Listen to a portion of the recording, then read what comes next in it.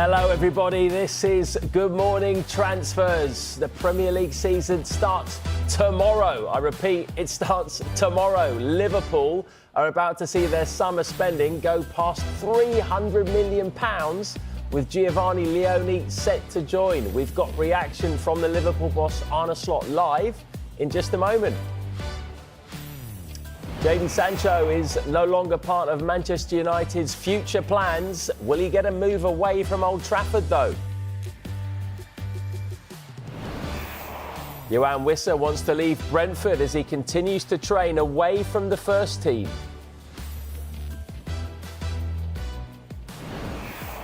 And links with Gianluigi Donnarumma to the Premier League continue to grow. Could he replace Ederson at Manchester City?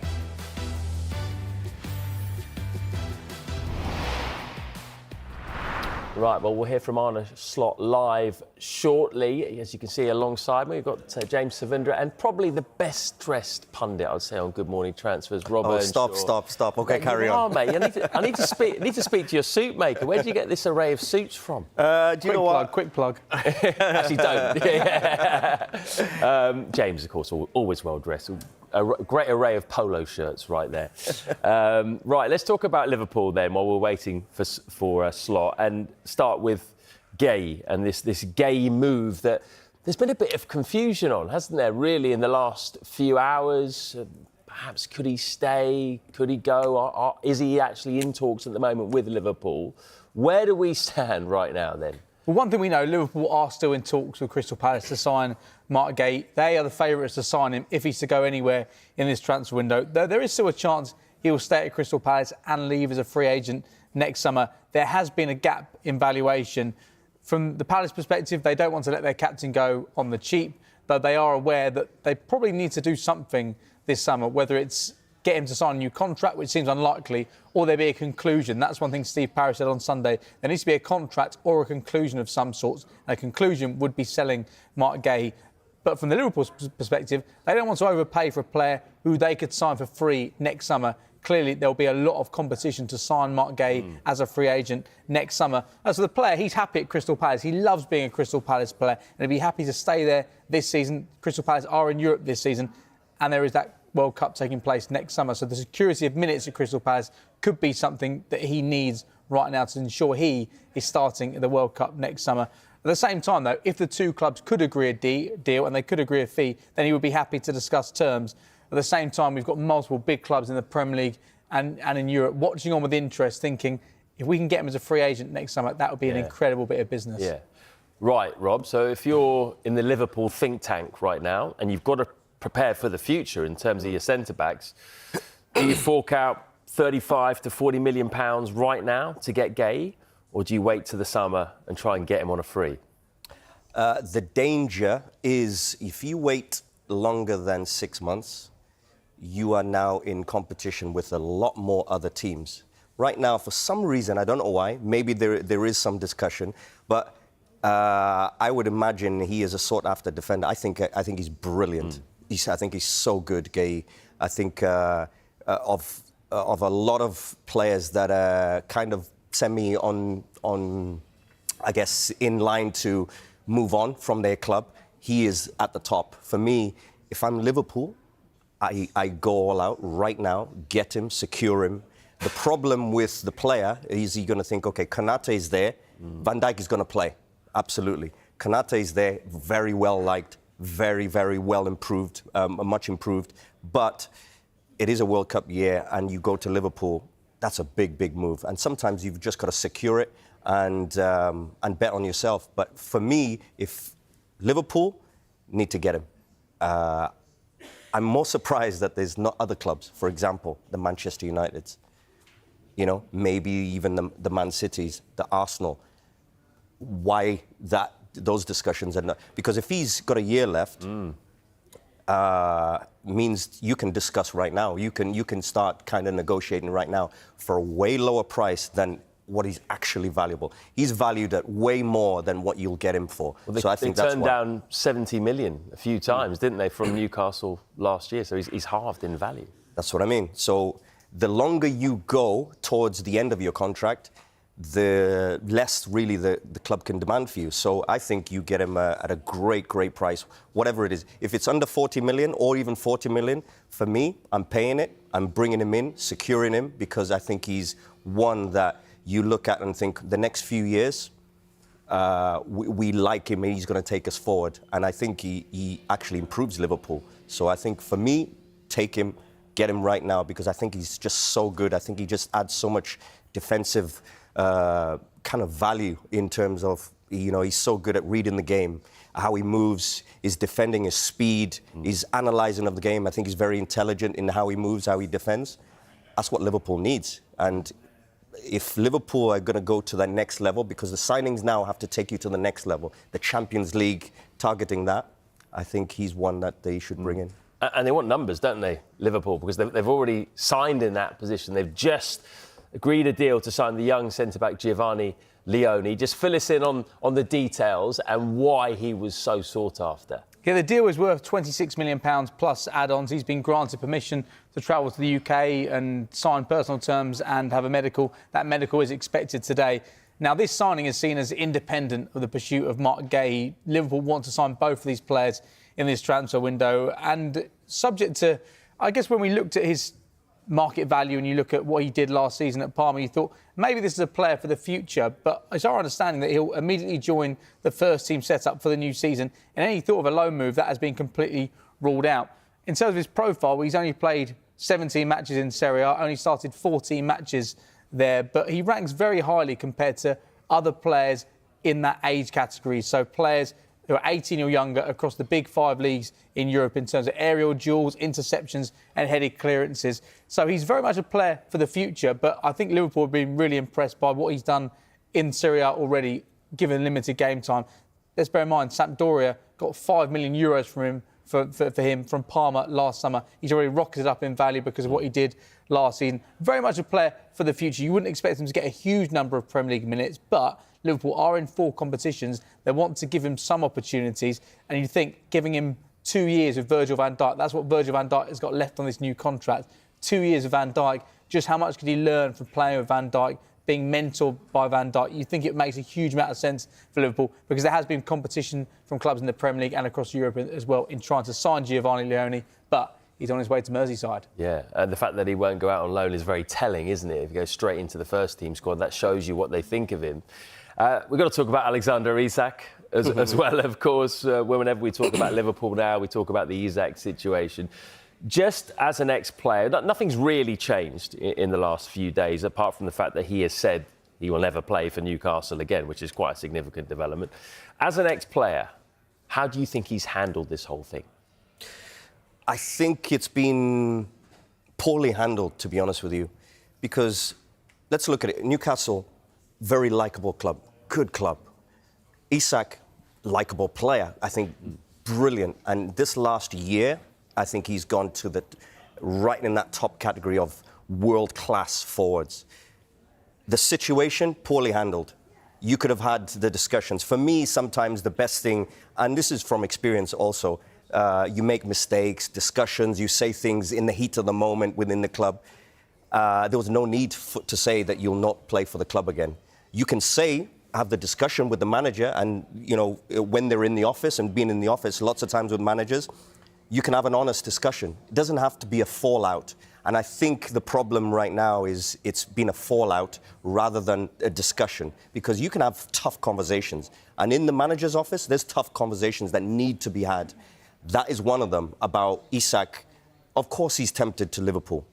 Of course, Newcastle don't want to sell him. But Newcastle can say, well, listen, we don't want to sell you unless it's the right price. Isak, I think he could have handled it better. But at the same time, he's got a right, because if Liverpool want him, and maybe that's one of his dream moves, he's got a right to say, listen, coach, I would like to move. I would like to go. Can you let me? And they say, well, I'm sorry, it's going to be 150 million. And he thinks, I'm sorry, it's too much. Right, we're going to have to cut you off, I'm afraid, Rob, because let's listen in to Arne Slot. It seems that you might be able to bring 2 in. First of all, Giovanni Leoni, what can you tell us? That the clubs have agreed a deal, but he hasn't signed for us yet. So the moment when he signs for us, I can go into more detail. And the other one is, of course, the answer you always get from me. Are you able to talk about that a little bit more broadly, though, and say what Expectation you have of possibly getting hold of Mark Gay? No. No, because he's not our player. And unfortunately, he was the captain of the team where we lost against last Sunday. So, no, if you want to have any talks about him, you should go to Palace, to Glasner, and ask him his opinion about him. Well, obviously the focus is on the start of your title defence now. So how ready do you feel you and the squad are now going into the start of the season? As ready as we can be.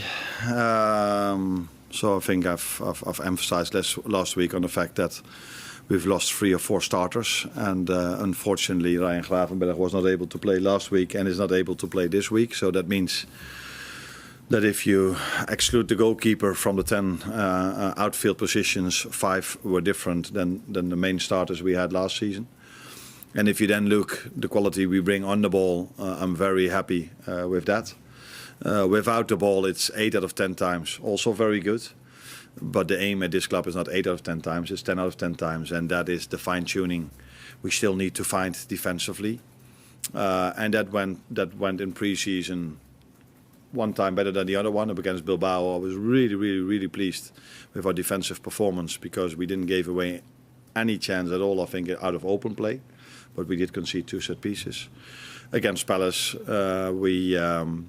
we conceded the main chances we conceded were when we lost the ball ourselves.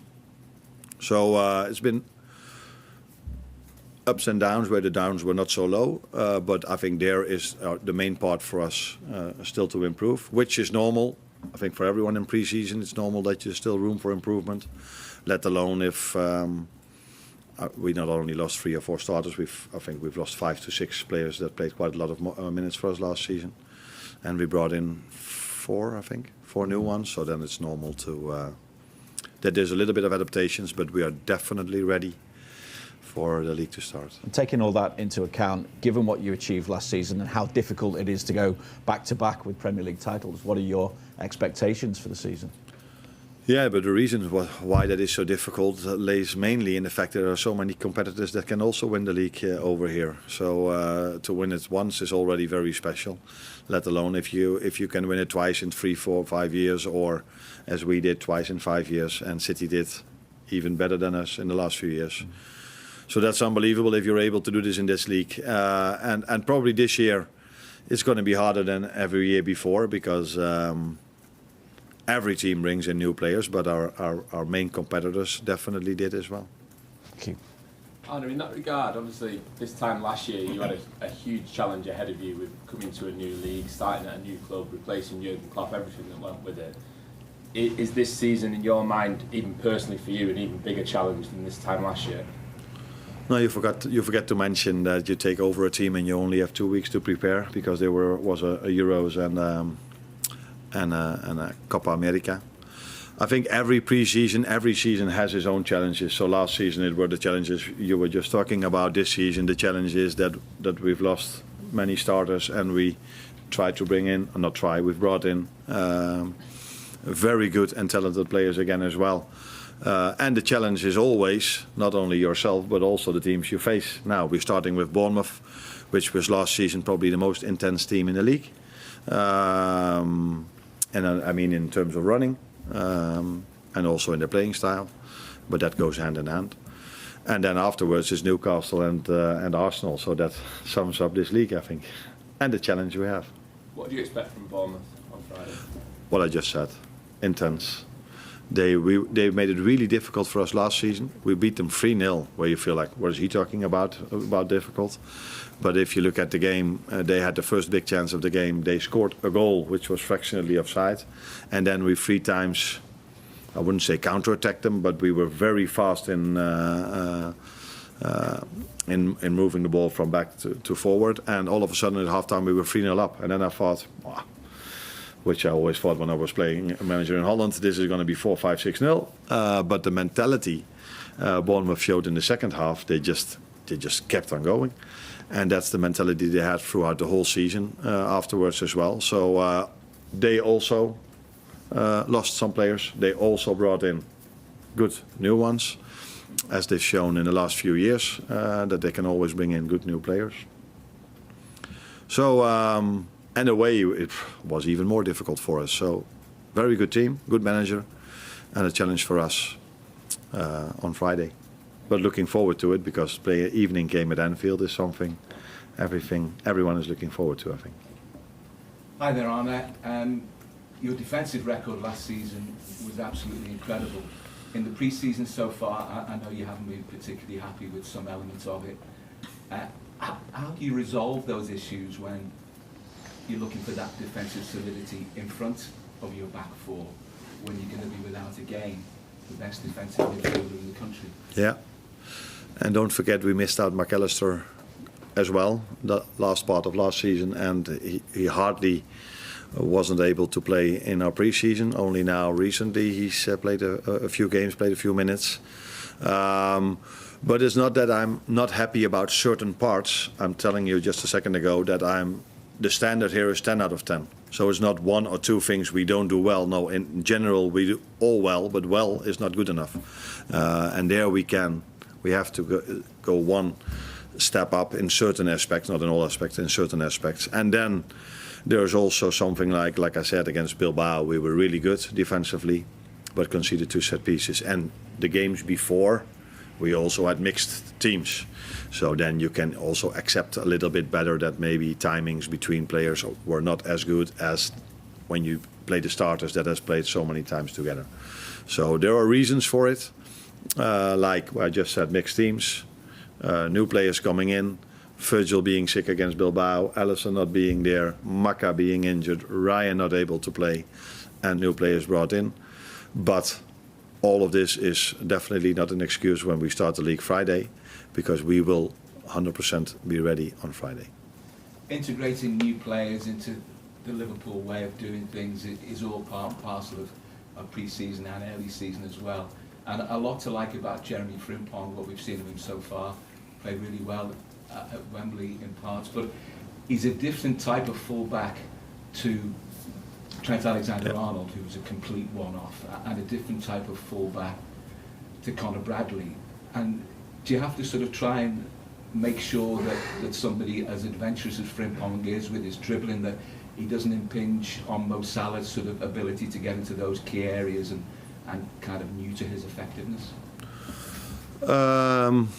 In my opinion, Jeremy and Conor Bradley are similar types, by the way, although Jeremy is maybe better in the 1v1s than Conor is. But I think Jeremy and Conor can both attribute to Mo's outputs, because if you play against these two, you know you have to be aware of these two as well. So it normally gives Mo even more space to get the 1v1s, because if we isolate Jeremy in a 1v1, it's difficult for the other team, and if we isolate Mo in a 1v1, it's difficult for the other team as well.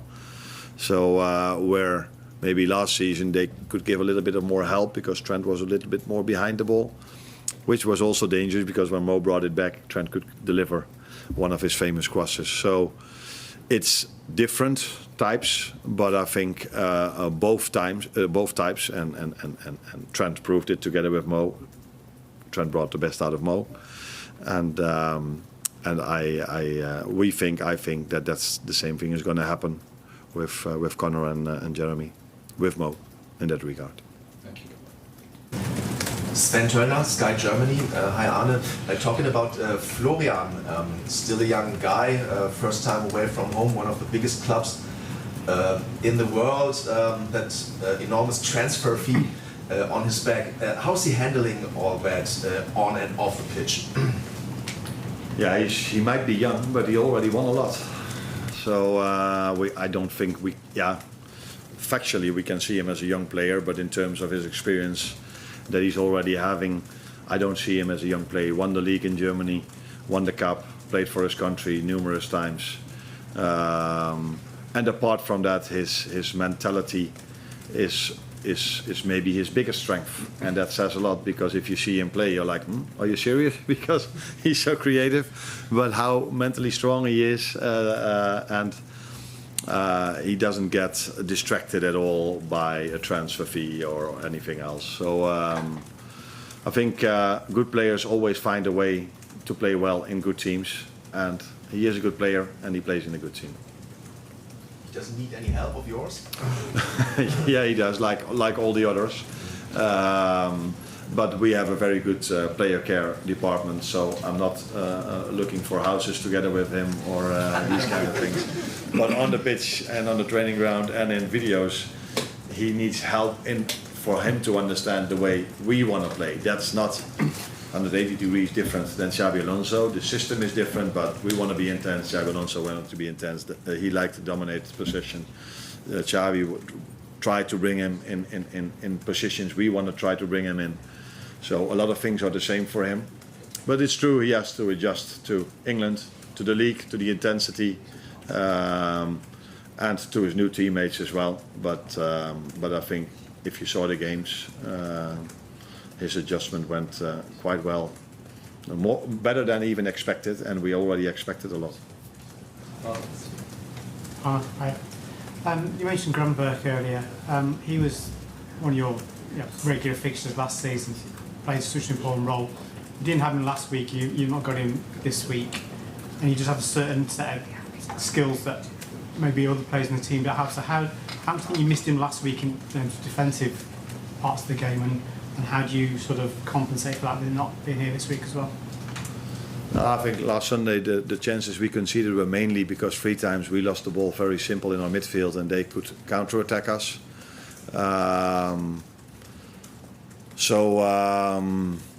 Yeah, you could say Ryan is always taking really good care of the ball over there, but players, Ryan or anyone else in our team, can lose the ball. So in that sense, I'm not sure how much we missed him last Sunday, but it's clear that Ryan has had a big impact on us last season. And it's quite, now it's not funny, but I can find another word, that probably everybody's forgotten how he got his suspension. He got 2 yellow cards, the first one for a dive. Now there's one team in the league that is, in my opinion, by far the most honest team when they play. I sometimes blame them that they never try to make from a foul a little bit more, like Cody in the 2-2 we conceded against Palace. He got a push in his back, but he was far too clean. So if there's any one team in the league that is very clean and never dives and never time delays and all these kind of things, then it's us. And we have a suspension now for a player diving where he got his first yellow card for. But yeah, I've said many times that probably the midfield might even be our strongest line when it comes to the bodies we have. Unfortunately, Maka had a bit of a different pre-season than we would like him to have, but he's back fit now. So I still have a choice to make in midfield, even if Ryan is not there. On that point then, do you think your team... Always good to hear from Arne Slot. Obviously, he wasn't giving much away about Mark Gay there, was he? He said, go and speak to Crystal Palace about him. He's a Palace player still. What a way for Liverpool to kick off the defence of their Premier League title. They host Bournemouth. It's the Friday night football, 6:30 p.m. tomorrow. Make sure you tune in. Well, we've got loads more to chat about on Good Morning Transfers. We're just getting started, really. Will Rasmus Højlund leave Manchester United? We will discuss his future. Plus, Sunderland have just announced that Granit Xhaka will be their new captain for the season. We'll see you in a bit.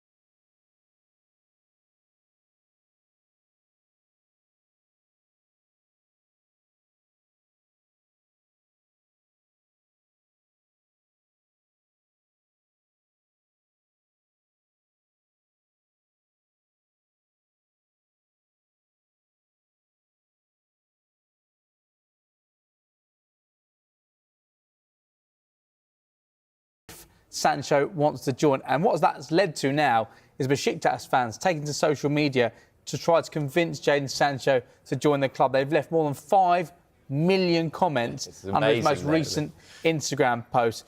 Now, Besiktas are managed by Ole Gunnar Solskjaer, who brought Jadon Sancho to Manchester United from Borussia Dortmund for around £72 million back in 2021. Borussia Dortmund remain interested in signing him once again, but there's no agreement there. There are a number of clubs in Italy and Saudi Arabia who are monitoring the situation, but United would love to do a permanent deal for Sancho, though the possibility of a loan with an obligation to buy, that can't be ruled out at this stage.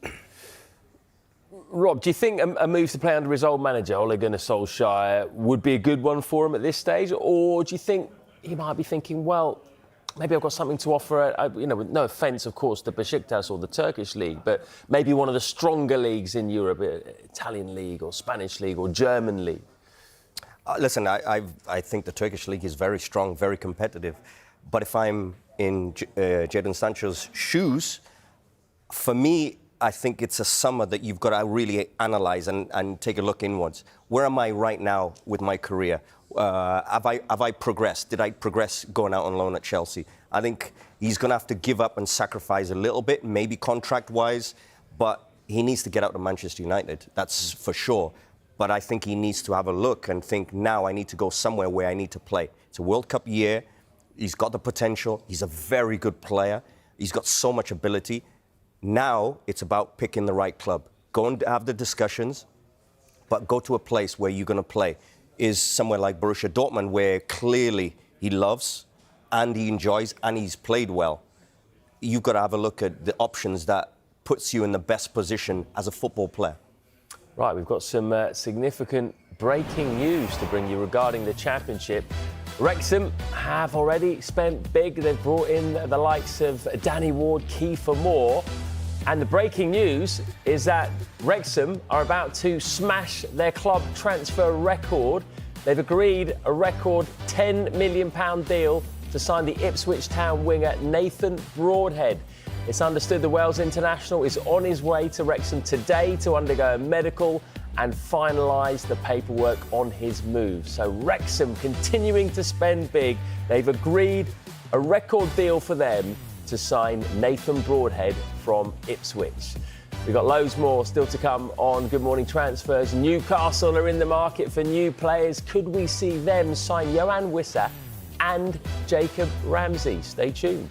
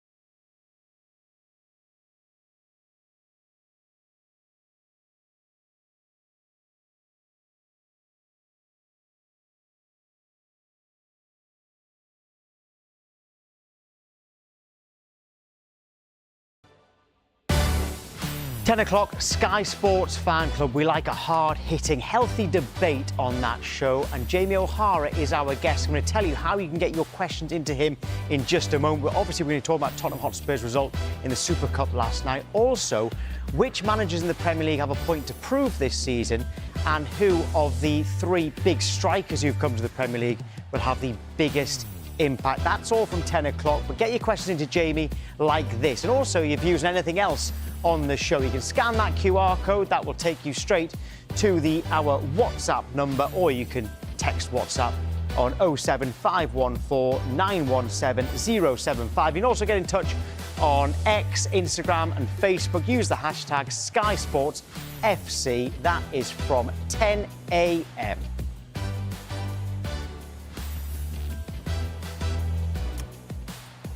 Now, could we see Gianluigi Donnarumma in the Premier League? Well, he's been frozen out by PSG. His time looks like it's coming to an end. A man who knows a thing or two about goalkeeping is the former England and Arsenal keeper, David Seaman. Safe hands himself. Thanks for joining us, David. How are you? Good summer? Yeah, not too bad, mate. Yeah, I'm very well, thank you. Good to hear. Listen, let's get straight into that Donnarumma story. It's really interesting, isn't it? The fact that he could leave PSG, having just won the Champions League. Manchester City, Chelsea, United have all been linked with him. Where do you think he'd fit best? Oh, good question. Like the clubs that you've just mentioned there would all take him, I'm sure. You know, he's proven how good and how important he was, especially last season when you saw some of the saves that he made even against Arsenal in the Champions League. You know, he was the reason that they got through, and then you go to the final and he has a fantastic game there, you know. So, yeah, I would imagine that Manchester United, maybe Chelsea, would be really looking hard at that, because you're adding quality to your team, you know, and you know there's no question marks against him. You know, he's shown what he can do, and he's fantastic at it. Yeah, there have been some question marks over his ball-playing ability, I suppose, and does that therefore surprise you that he would be linked to Manchester City, given how Pep Guardiola likes to play? Yeah, but just give it to a defender. That'll be all right for him. I'm sure he'll make some fantastic saves and some penalty saves. But yeah, you could question mark that a little bit, you know, because he has been caught out a couple of times. But you know, it's the rest of his goalkeeping. You know, I get so many people coming up to me and say to me, like, oh, I've got this goalkeeper and he's brilliant with his feet. And I'm like, well, is he any good with his hands? You know, because he's a goalie. You know, so, you know, for me, it's now becoming a big part of goalkeeping, but I'm sure that cycle will turn around a little bit. You know, we've seen other goalkeepers, you know, people like Nick Pope at Newcastle, you know, who's also not known for being brilliant with his feet, but he still makes it really good, you know, and that's why, you know, they've got a reserve there in Aaron, although I can't believe I just called him a reserve. He would never let me forget that. You know, but it's competition, you know, but it's two different styles of goalkeeping. But you know, with Donnarumma, you know, you're getting a goalkeeper that's proven quality at the highest level as well, you know, because we also saw how he broke England's hearts in the Euros as well. Yeah, I mean, he's just a Goliath in goal, isn't he? At times when you look him in there, makes the goal look so small. How about Arsenal then? Very interesting window, isn't it? They finally brought in a striker. Everyone was crying out for that. 200 million spent by Arteta this window as well. But when you look at what Liverpool and others have done, do you think they've done enough to keep challenging for the title and push on? Yeah, definitely. The summer's been great for Arsenal, and I'm sure Arsenal fans will agree with that. When you look at the signings we've made as well, they're quality additions to the squad and to the team. You know, people were crying out last season about getting a striker. Now we've got a really good one. So it's about being consistent, and that's what we have been over the last few seasons. Okay, you know, people sometimes call that a negative, as in we've only the second 3 times, but it's consistency that we're after, and now we've added to that by all the signings that we've made this summer. So I'm really excited, you know, even though I'm a Leeds fan and we've got Leeds the first home game of the season next week. That'll be difficult for me, but I'll be wearing my half and half scarf, but trust me. But as Arsenal fans, you know, you're looking, you know, even I'm really excited. You know, I go to the training ground once a week and I coach there with the academy side and the under-23s, and it's a really exciting place to be at the moment. The people generally don't like half and half scarves, David, but I don't think anyone's going to come up to you and tell you to take it off, particularly not at Arsenal. Right, in terms of what else or who else Arsenal could possibly add, because we're hearing that they could add as well to the squad before the end of the window. Who do you think could take them to the next level? Well, I think the guys that we've signed already are going to do that. People are looking. I think the only other one that's out there may be Eze, and that will add, especially to Martinelli's side, that left-hand side. But we'll wait and see. I think Arsenal fans are already happy with what's happened and the signings that we've made. So, if there is additions to that, there's the only other problem you might get to that is the players that have to leave. And you don't want to be seeing young players leaving Arsenal because when you've seen them come through the academy and everything, that's what you don't want to see. You want to see them given a chance, and that's what's been happening last season. So you've got to make sure that happens again this season. You mentioned Aaron Ramsdale there, and he's obviously someone you know very well. Why do you think he has been signed by Newcastle? Do you think he's been signed to be the number one, or is he going to have to work for that? Yeah, he will definitely have to work for that. He knows that. He knows the situation. Even when he came to Arsenal, he came to challenge Bernd Leno, and he did that very well. And then he got his chance, and I think that's what he'll be waiting for at Newcastle. As soon as he gets his chance, take it. And I know Aaron really well, and obviously I know him as a goalkeeper, and he's got everything that he needs to be a top goalkeeper, and I'm sure he'll get back to that. And finally, it's the obligatory predictions question on the eve of the new Premier League season. I know it's very hard at this stage, but, if you had to put your house or one of your favourite ponds on it right now, who do you think is going to win the Premier League and why? I want it to be Arsenal because we've been so consistent over the last few seasons, and it's going to be tough. Last season, everybody thought, finish above Man City and you win the league, and then Liverpool go and do what they did, So Liverpool have also added to their team and their squad, so that's going to be difficult as well. But we've been there or thereabouts, and now the signings that we've made makes me feel even more confident that we're going to do it. Oh, good to hear. Right, thanks very much, David. Always a pleasure to talk to you. Cheers, guys. We've got loads more debate to come, and these two, they're just chomping at the bit to get involved. We've got a strong part coming up featuring Rob and James. We're going to talk about a few different things, including could Marco Asensio return to Aston Villa? Stay with us.